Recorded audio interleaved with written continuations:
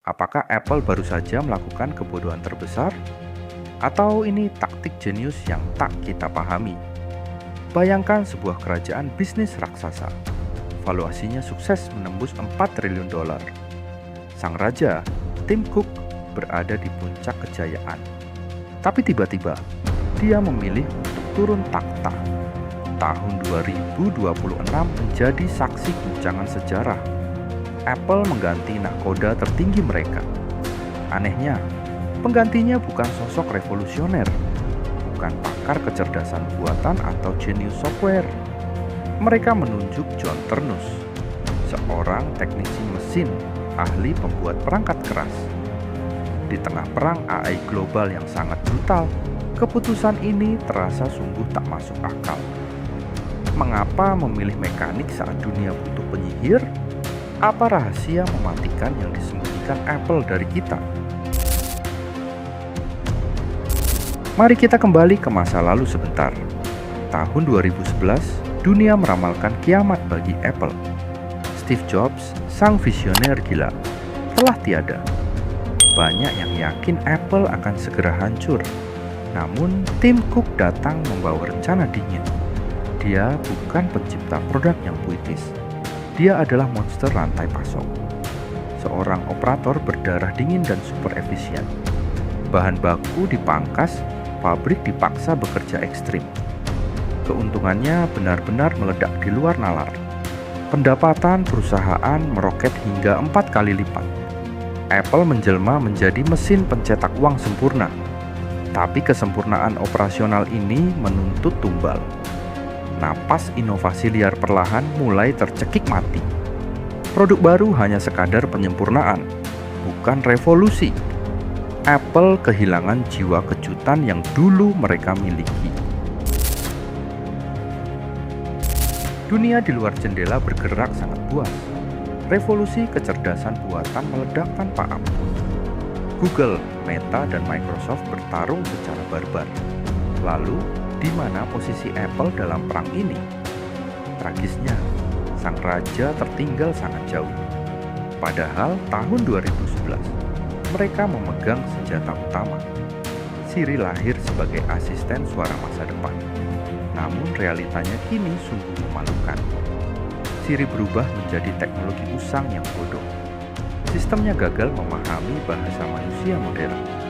Apple sempat panik dan mencoba melawan balik. Mereka membajak John Giannandrea dari Google, seorang jenius AI yang dibayar ratusan juta dolar. Tapi hasilnya, rencana itu gagal total. Idealisme ekosistem tertutup Apple menghancurkan diri mereka sendiri. Di tengah kebuntuan AI, sebuah cahaya muncul. Bukan dari baris kode program atau software, tapi dari fondasi fisik paling dasar. Apple membuat keputusan yang sangat nekat. Mereka membuang Intel dari kerajaan mereka selamanya. Mereka merancang otak komputer secara mandiri. Proyek gila ini dikomandoi oleh satu orang. Namanya adalah John Ternus. Lalu, chip legendaris M-Series pun lahir. Ini adalah momen pendobrak sejarah teknologi. Performa mesin Apple menghancurkan semua pesaing PC. Laptop Windows tertinggal seperti teknologi purba. Ternus membuktikan dia bukan sekadar teknisi biasa. Dia adalah arsitek yang membangun fondasi raksasa. Di dunia teknologi, siapa yang menguasai perangkat keras? Dialah yang akan memenangkan masa depan. Tapi jangan tertipu oleh ilusi kesuksesan. Sebuah bom waktu berukuran raksasa sedang berdetak. Apple menyimpan penyakit kronis yang mematikan. Mereka sangat bergantung pada satu produk tunggal. iPhone menyumbang setengah dari nyawa pendapatan perusahaan. Jika iPhone tenggelam, Apple pasti ikut mati. Masalahnya, pasar smartphone dunia telah jenuh. Pertumbuhan berhenti dan orang bosan mengganti ponsel. Konflik geopolitik global ikut mencekik urat nadi. Ada ancaman besar bernama jebakan Cina. Mayoritas perakitan nyawa Apple masih di sana. Sementara Huawei bangkit kembali dengan sangat ganas. Tekanan dari luar benar-benar siap meremukkan tulang. Sementara di dalam, mereka tersesat mencari identitas. Sistem yang terlalu mapan kini memenjarakan ide. Apple butuh penyelamat sebelum kapal ini karam. Lalu ledakan itu terjadi di tahun 2026. Tim Cook resmi menyatakan turun jabatan. Dunia investasi dan teknologi seketika terguncang hebat. Padahal sebelumnya ia menolak keras untuk pensiun. Ini adalah keputusan paksa dari Dewan Direksi. Tahun ini adalah tahun eksodus para CEO raksasa. Disney, Walmart, semua mengganti komandan perang mereka. Dan pilihan Apple jatuh tajam kepada terus. Mereka menolak menunjuk pakar pembuat AI. Disinilah letak strategi tingkat dewa mereka. Apple sadar mereka kalah dalam perang software AI. Mereka tidak akan bisa mengalahkan kepintaran ChatGPT. Jadi mereka mengubah arena peperangan sepenuhnya. Mereka menjadikan miliaran perangkat iPhone sebagai senjata. Menjadikan hardware mereka sebagai jembatan masa depan. Namun strategi ini memicu krisis ego terbesar. Apple selalu bangga dengan tembok eksklusifnya. Mereka mengontrol penuh dari hulu hingga hilir. Kini, mereka dipaksa untuk menelan harga diri. Mereka seakan berkhianat pada filosofi suci perusahaan. Siri kini terpaksa meminjam otak dari musuh. ChatGPT dan pihak ketiga diberi karpet merah. Ini adalah tamparan keras bagi keangkuhan Apple. Mantan raja inovasi kini turun kasta. Mereka sekadar menjadi wadah bagi teknologi orang lain. Pertanyaannya, apakah ini bentuk adaptasi yang brilian?